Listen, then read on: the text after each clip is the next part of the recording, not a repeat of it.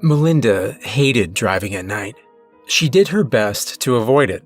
Short trips to the store if she just realized she ran out of tampons or had nothing for dinner after getting home. That sort of thing happened now and then. But she did her best not to go out after dark unless someone was coming to pick her up. So, naturally, she found herself on the longest drive of her life tonight, with no moon, few stars, swirling clouds above her, and acres of forest on either side. As so many unpleasant things in her life, this was her father's fault. She hadn't seen or spoken to the bastard in 15 years, but just after falling asleep tonight. No, that was wrong. It would be yesterday by this time. Out of the blue, her phone rang, and his voice was on the other end. "I need you, Millie. Please come. Now." He'd said just that, and then the line went dead. The old ass was probably drunk, but he'd never called her before, not since she was a child and he was still trying to convince her mother to take him back. It felt like she had been dreaming, waking up to hear his voice again after all these years. It sounded like he was crying. His voice sounded just the same as the last time she'd heard it. As though, in a dream, she had risen, dressed, and gotten in the car. She was well out of town and halfway to the odd place before realizing that she had no way of knowing if he even still lived there. She received updates from her mother from time to time over the years about where he was. The last time she heard from her mother about him was 7 years ago.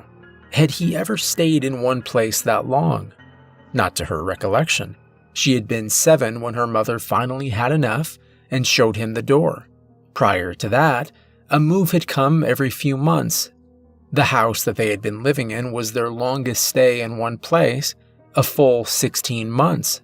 It turned into 2 years after that, and then the next house had been the one she left when she moved out on her own. In all that time, she heard from him sporadically at best, and had finally decided it was best to simply forget about him. Until tonight. She had found out after a 2-hour drive that she had been right to wonder if he was still in the same place. His last known address was a sketchy apartment in a low-income area of the town she had grown up in. Had he been number 24 or number 42? Maybe he was 14. It definitely had a 4. It didn't matter. His name wasn't on any of the buzzers. Bastard. Her drunk of a father had called her at night, all but demanding she come to him for reasons he didn't even feel were important enough to tell her over the phone, and then just expected that she would know where he lived now. In a flurry of rage, she turned and marched back to her car, slamming the door and starting off in the direction she came. She was so angry she didn't even look where she was going and missed her turnoff. The next thing she knew, she was on this lonely stretch of road. Cars were sparse, but she took some comfort in the fact that she would pass one every half hour or so. Her dashboard clock now read 2:27 a.m.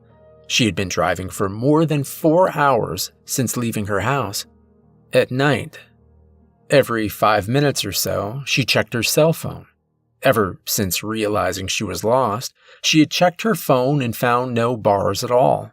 She even stopped at a gas station. Closed, of course. Just sure there should be some service around here somewhere. But nothing. Take stock of your life, Melly, she thought. You're over 30, you hate your job, you and your mother don't get along, you haven't seen or spoken to your father in just under half your life, you have no time for your friends or a relationship thanks to the aforementioned job you hate, and now here you are, trapped on a road you've never been on before, at night, and you can't even so much as call for help, let alone check Google Maps. Smart lady, you are. She briefly considered stopping and flagging down the next car that passed. She quickly realized the futility of that plan. Any car on this road would also have no service, so there was nothing for it. She'd have to drive until she saw a house. She'd feel bad for waking someone up, but there was no choice. She needed to find her way back to the main highway. But so far, All that she could see on either side was trees, mile after mile of trees. No lights shining through the boughs. No sign that anyone had ever been here before, except that there was a road and people were obviously still driving on it. There weren't even any road signs other than the mile markers. Had she really found the middle of nowhere? She was in the middle of this thought when her headlights illuminated something just up the road. A square wooden sign, obviously made by someone other than the government. This wasn't a gas, food, lodging sign, or a mile marker, or a distance to sign. This looked like the kind of signs advertising a private business was nearby. She slowed down to read it. Granny Royce's Roadhouse. Come stay the night at Granny's. She'll take good care of you. Room, board, low prices. Next exit. Her heart sped up. She certainly wasn't interested in spending a night in Granny Royce's, but every business had a phone. At the very least, she'd have a map or know the way back to the highway. She decided she would stop there. She almost missed the turn. Granny Royce's Roadhouse was buried at the back of a long dirt driveway, secluded amid the trees. She was almost past the little dirt road that led to it before realizing it was there. She skidded to a stop and turned in. The little house lay ahead. It was 2 stories and looked to have about 8 to 10 rooms, big for a home but small for anything announcing room and board. She got closer and looked for a vacancy sign. Nothing. It wasn't that the sign wasn't lit. There was no sign. The porch light was on and the front of the building was illuminated by that light and by her headlights. No signs of any kind. She almost wondered if she'd gotten the wrong place, but she was certain that she had seen no other exits between this house and the sign announcing it. She paused in the driveway and took out her cell again.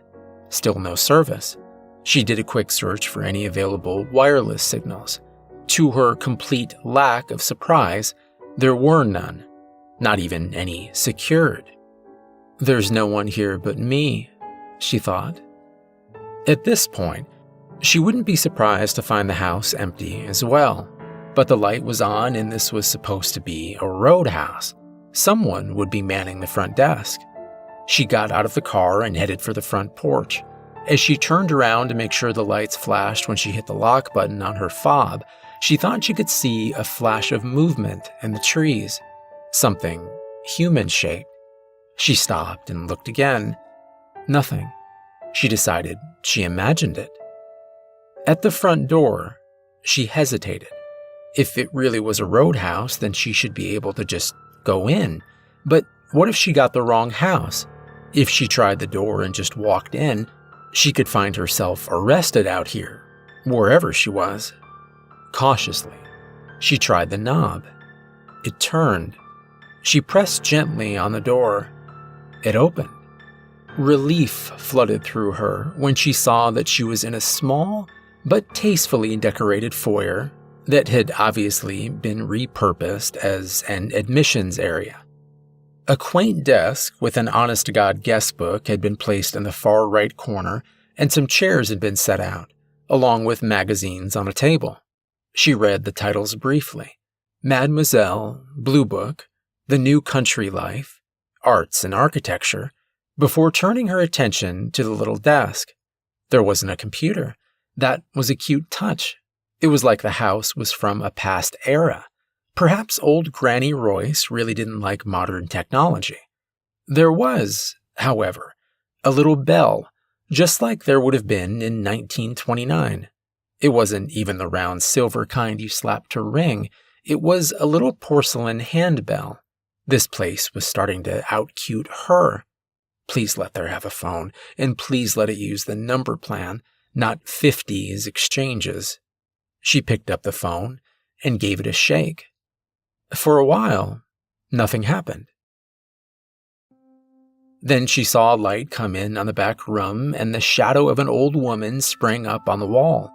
The shadow moved toward her, and within a few seconds, she saw its owner, Granny Royce, who perhaps looked like every grandmother in every storybook ever. "Well, goodness me," she said. "My lands. Good morning, dearie. Pardon my tardiness, but it's been a while since we got guests at this hour. Can I take your name, honey?" Granny Royce was smallish, her gray hair tied in a neat bun behind her head, a dress that would have looked like it belonged to a senior citizen in the 20s, and a faded pink sweater. Melinda thought that she looked just like she would have wanted her own grandmother to look like, but her mother's mother had died when she was young, and she'd never met her father's mother. It almost hurt to deny this sweet little woman her business, but nevertheless, she had to get home. "Actually, I'm sorry," she began, "but the fact is I'm lost. I'm not even sure where I'm in the direction of." "Oh, you poor thing," said Granny Royce. "You just sit down and let me fix you some tea or something. You must be cold." "Really, thank you, but I'm okay," Melinda said gently. "I just need to use the phone, if I could, or if you've got a map, even that would be lovely. I really only live a couple of hours from here." She trailed off, not knowing if she was even right about that. She easily could have driven those 5+ hours in the wrong direction entirely. "Oh dear," said the little woman sadly. "I'm sorry, honey, but the phone lines are down. As for a map, well, I used to have one, and if I look, I still might, but it's probably quite out of date by now. The highway moved since then. I know that much." Melinda's heart sank. How could her luck get any worse? No phone, cell, or landline, and no map. What could she do? She had to get back home. She was expected to work at 8 a.m. tomorrow, and why were the phone lines down? The weather was coldish, but clear. Were they fixing a line nearby? She told Granny Royce the name of her town, but Granny only said, "Believe it or not, I've never heard of that town. What did you say the name was?" She told her again. "No, doesn't ring a bell. I'm sorry, but I could not say which direction it's in. Why don't you stay the night, sweetie? I'll give you a discount for your trouble." "Thank you, that's very kind of you, but I have to work tomorrow and I need to get back home. I'm not even sure why I'm out tonight. The only reason I had doesn't seem to matter anymore." "Honey, I wouldn't advise trying to drive back that far tonight," Granny Royce said.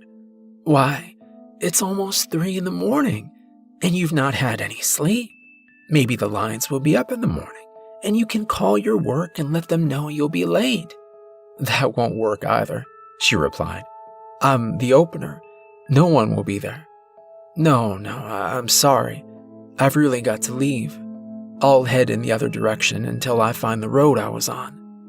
At that, Granny Royce's expression, already one of kind concern, seemed to shift somewhat, to one of fear. She paused, looking at Melinda as though she wanted to say something else to keep her inside. Finally, she said reluctantly, "All right, honey, if you're sure. Just you be careful now. Don't speak to nobody until you're back on the road." That last warning seemed a little silly. After all, what was Melinda? A little girl? She thanked Granny Royce for her kindness and headed back to the car. About halfway to the car, she remembered thinking she saw something moving in the trees. Her eyes scanned both sides of the secluded little cleared area she was in, looking for anything that appeared to be moving on its own rather than being blown by the slight wind. She saw nothing. Satisfied, she headed for her car. All 4 tires were flat. God damn it. She leaned down and saw long slash marks on each tire. Someone in this little splice of green acres had slashed her tires in the time it took her to find out that she had no way of contacting anyone tonight. Kids from a local farmhouse. Gotta be, she thought grimly. Nothing else to do, so you might as well go out at night and slash tires. She stopped, and let the reality sink in. She wasn't going anywhere tonight. She had no choice now. She had to stay the night here until morning, when hopefully the phone lines would be up and she could call someone from work to ask them to go in for her, and then AMA to get her tires dealt with. She sighed and walked back in the house. She could hear Granny Royce as she was walking back to her room. She had already turned off the lights. Resigned to her fate, Melinda rang the little bell again. "That you, miss?" She heard Granny Royce call. "Yes, it's me," she answered. "Sorry to be a bother. My name is Melinda Orton. Sorry I never mentioned it before. I guess I will take a room for the night, if the offer's still good." "Oh, of course it is, dearie," said Granny Royce, re-entering the room and turning the lights back on. "Melinda. Oh, that's such a pretty name, honey. Well, let's get you situated. You put your name and arrival time in the book there, and I'll get you a key. All the boarding rooms are on the second floor, and there's only a couple left." "There are others here?" This was surprising. Not a single car had been in the front lawn when she pulled in. "Oh yes, Miss Melinda." Granny was puttering around in the adjacent room. "Mr. Norris, young Calvin. There's a few of us here." She came back with a key in her hand. "Just out of curiosity, what made you change your mind?" She seemed to brighten as she asked the question, as though relieved that Melinda would stay after all. "Oh, it's probably just local kids getting kicks," she said, "but I found my tires slashed." Granny stopped suddenly, her face twisted with concern and worry. Then she resumed, as though nothing was wrong. "Nothing to be done for it, I suppose," she said, with an air of sadness. "Well, not until morning, at any rate," said Melinda. "Then hopefully the lines will be up." "Oh," said Granny Royce, distractedly. "Yes, hopefully." She led Melinda up the darkened staircase, into an empty, quiet hall. Or perhaps not so quiet. From one end of the hall came the muffled sound of someone crying. Whoever it was crying softly, not with anger or petulance or fear, but with deep sadness. It sounded as if crying was something this person was used to, but they were still unable to stop. "Who is that?" she asked, pointing in the direction the crying was coming from. "Oh, pay that no mind, honey," said Granny. "That's just Mr. Norris. He's been like that a while. Older man, you understand. Not all there." She tapped her temple. "I understand," Melinda replied, but wondered privately how an old, out-of-touch man would wind up at a roadhouse. "Has he been here long?" "A while, I'd say," answered Granny. "Don't really recall how long, exactly." "I guess he doesn't drive," she said to the old woman. "Actually, it doesn't look like anyone else here has a car." Granny started at this, looking up with an almost guilty expression. "Oh, well, that kind of thing is the business of a guest. I don't ask about such things." She turned the key in the lock of the room she had led Melinda to and opened the door. Turning on the light, she showed Melinda the quaint little room. Melinda thought it looked like stepping into the past. She could swear this room would have looked modern in the early 50s, at the earliest. Come to think of it, so could the rest of this place, she thought. No wireless service, no computer, that old bell, and those magazines. They looked new, but that thought was cut off as Granny put the key on the nightstand and started in with instructions. "Now, the bathroom is down the hallway there. You'll be sharing with the whole floor, so please bear that in mind if you have to go. There's a shower schedule on the door as well. First come, first serve. Just add your name to the first available line, and that's the order the showers are in. I wouldn't worry about that if I were you, though. I'm sure you'll be first in line. I get up at 6 a.m. sharp every morning and start breakfast, but you come on down whenever you're ready and I'll whip something up for you. Oh, and one last thing, my dear. I would strongly advise you not to leave the house until sunup. You just never know what could happen out there in the dark. Of course, she replied. I'd never go out there in the dark even if I didn't have to. She stopped that train of thought right out of the gate. After a few moments, she was alone. Alone, without anything to wear to bed and nothing to shower, brush her teeth, or hair with in the morning. She sat on the bed and looked out the window, which faced front. Her car still sat where she had left it, the only thing for miles that seemed like part of her world, and an expensive, overlarge paperweight until I can get a hold of someone, she thought bitterly. Despite the hominess of the room, she felt an unwillingness to rise and shut off the light. Somehow the thought of going to sleep in this backward little room seemed unthinkable. So instead, she continued to sit and stare out the window. A figure in black detached itself from the shadows of the trees and made its way to her car. What the hell? She jumped and ran at the window. The figure was tall and seemed to be wearing a cloak made of night. She saw as its arm extended. In its hand was a long, jagged dagger. It dragged the dagger across the side of her car, leaving a long gash mark in the paint and metal. "Hey!" she shouted. The figure kept dragging the dagger. She reached for the window to open it. It wouldn't budge. She looked for a lock, but couldn't see one. "Hey!" she yelled again. This time, the figure raised its head.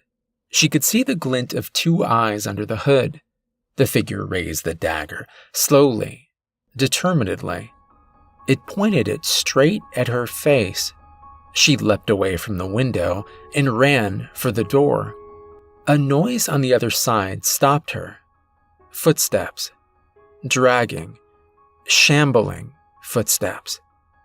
And crying. The sound of a person for whom deep, longing sadness is a way of life. Mr. Norris. She waited. Somehow she just felt that she should let the old man pass before she opened the door. Before he got very far, however, she heard other footsteps, these much quicker and lighter, run up the stairs and stop near the door of her room. "Stop it!" hissed Granny Royce. "Go back in your room right now. You know better. She can't see you yet. Hopefully she won't have to at all. Now you go back in there. You've got no business being out here at this hour anyway." What on earth? How could that sweet old woman talk to another human that way, let alone an old man with a foggy mind? She almost opened the door right then, but somehow her hand stopped and waited until the shuffling, crying man had made his way back down the hallway.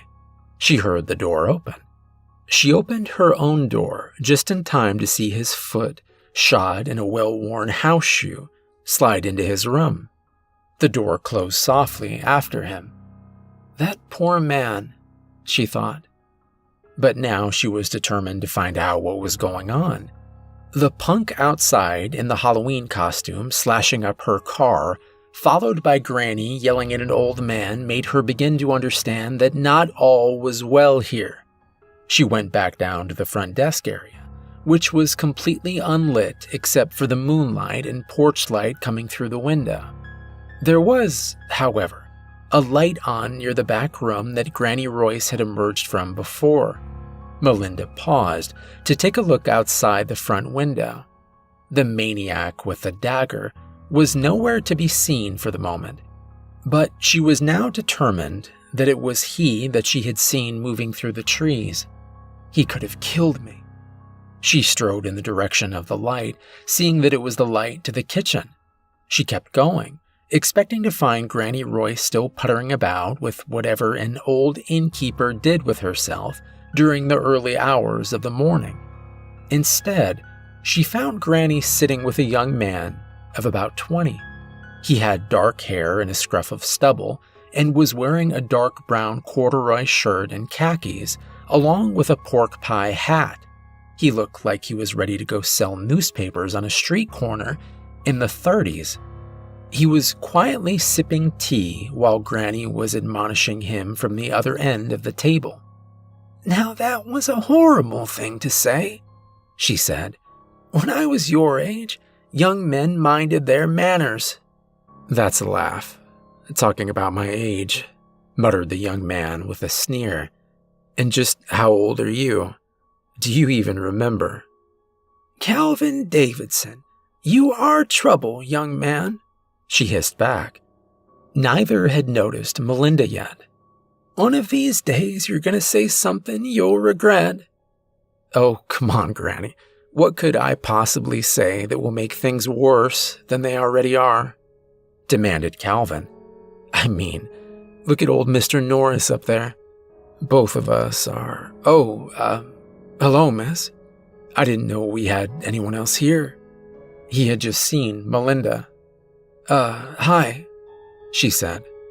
She had the feeling she'd walked in on an old argument the two of them had had many times, and that did not concern her.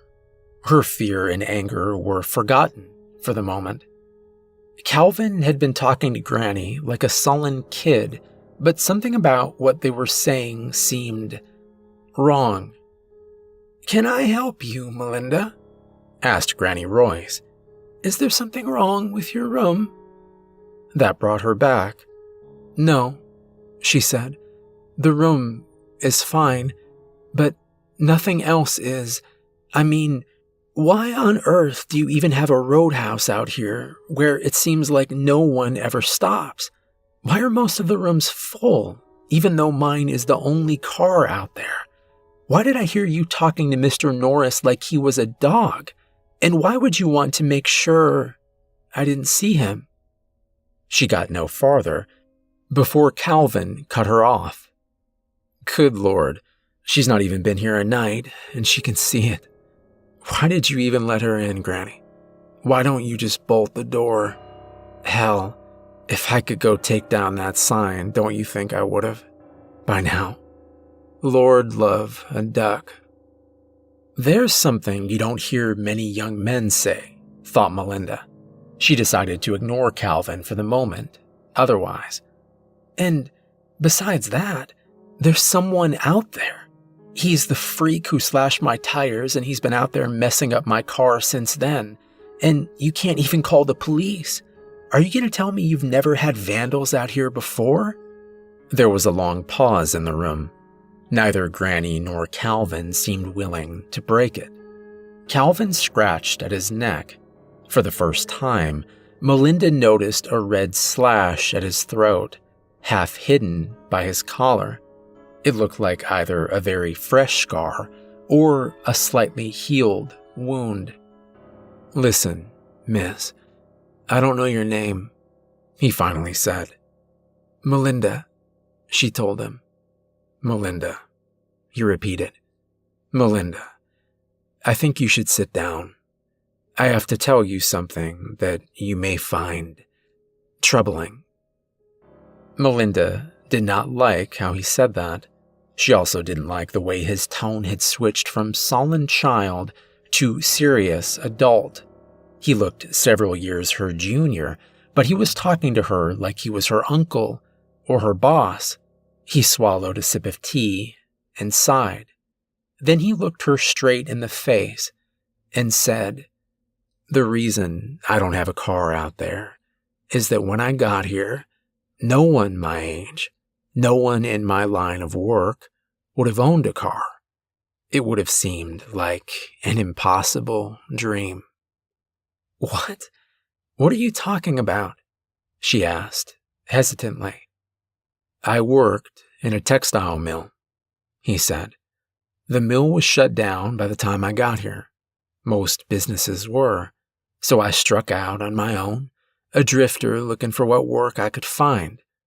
And I stopped here. Forever. Businesses were shut down. I don't understand, said Melinda. We're having a rough time of it now, but businesses are mostly staying open.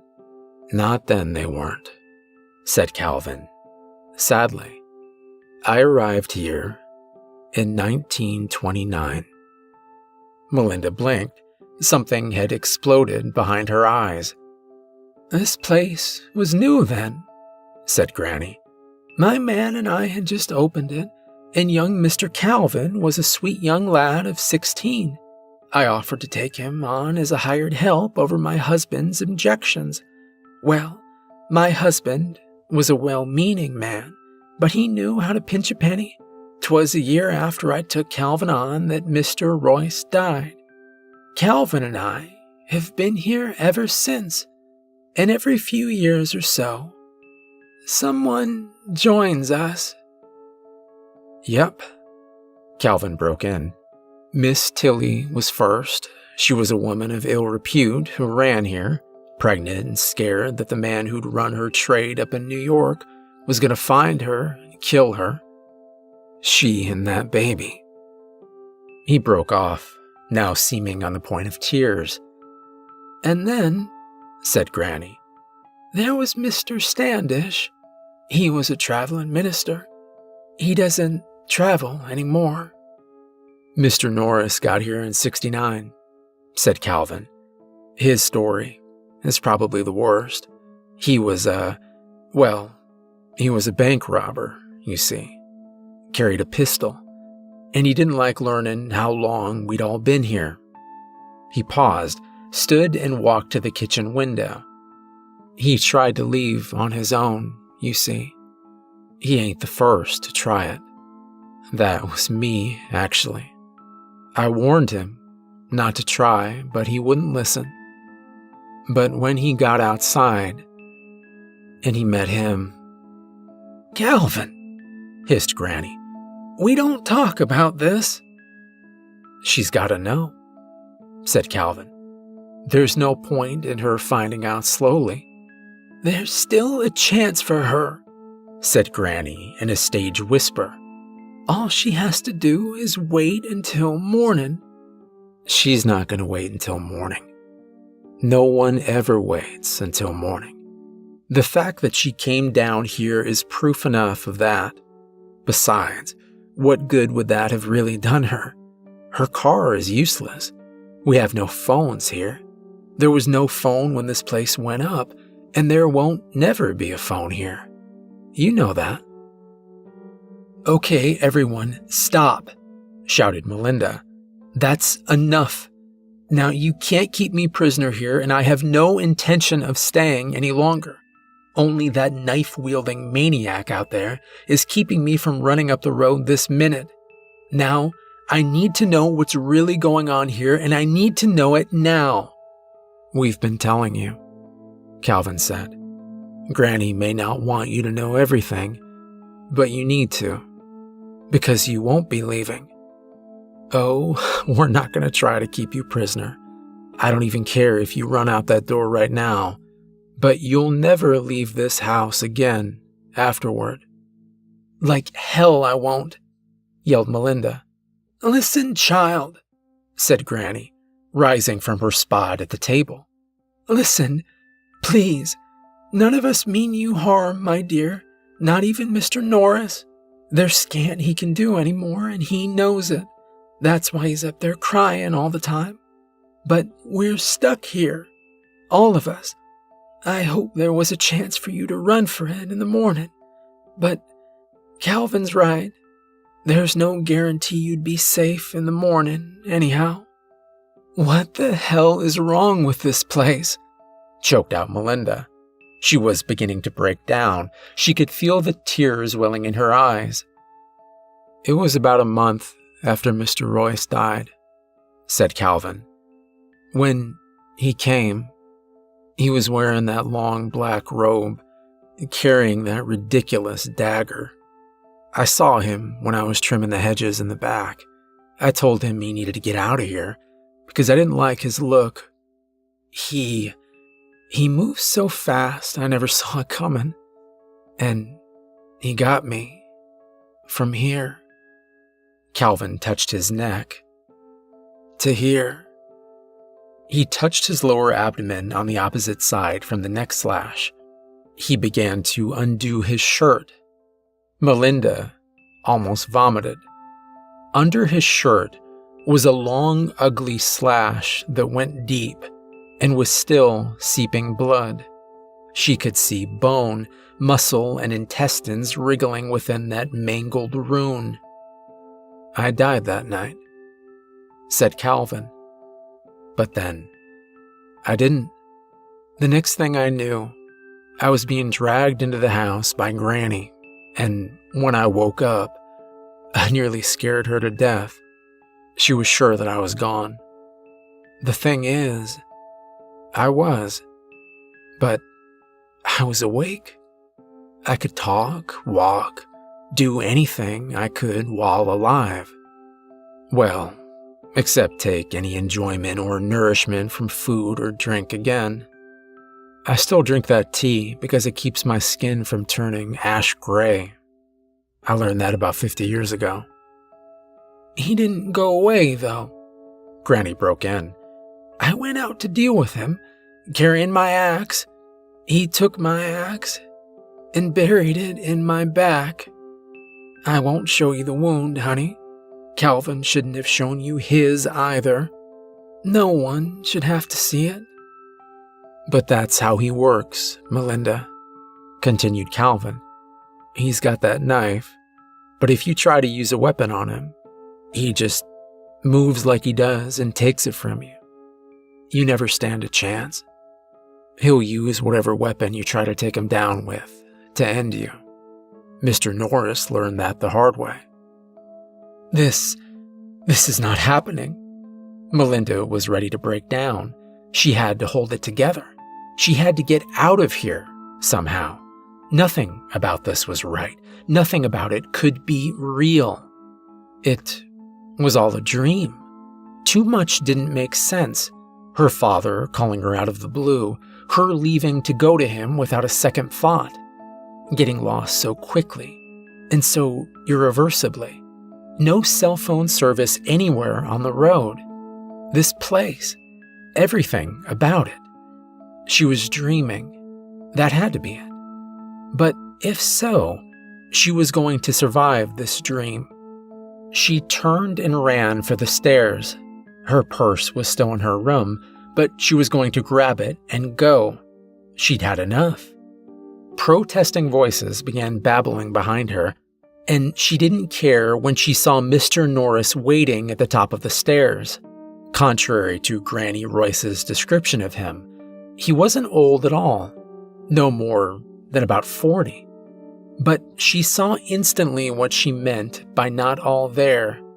The top half of Mr. Norris's head looked normal, like a reasonably attractive man with dark hair peppered with gray here and there.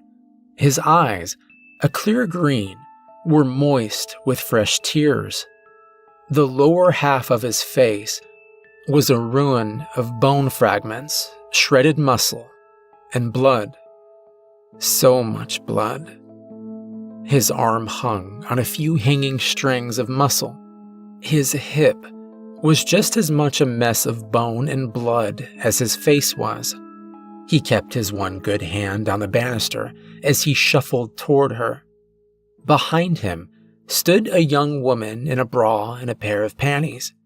Her stomach was cut open, and looking out of the wound with bright, intelligent eyes was the mangled remains of a baby. Melinda turned and bolted for the front door. Her hand had just closed around the knob when Calvin rushed up to her, placing his freezing cold hand over hers. "They're not going to kill you," he said quickly. "But he will. If you step out for so much as a moment, he will kill you. And it will hurt. And it will go on hurting. forever. After a while, you learn to function with the pain, but it never goes away. Sobbing, she asked the question she'd been afraid to since coming here. "Who is he?" "We don't know," said Granny, from behind Calvin. "He just came here, and he won't go away. He likes to watch us and do things to incite us to come out again. As soon as someone does, he hurts them more. But no matter how many times he kills us, we don't die. Believe me when I say, we all wish we could." Melinda had had enough of this. She pushed Calvin away and threw open the door. He was standing on the porch. The knife was held out in front of him, just at face level. Melinda ran into him at a rush, the knife puncturing her right eye and its tip sliding on through out the other side. She just managed to see the grinning, pure white face of her killer before everything went black. A few hours later, the house erupted with screams from upstairs as Melinda awoke to a world of pain, the like of which she'd never known.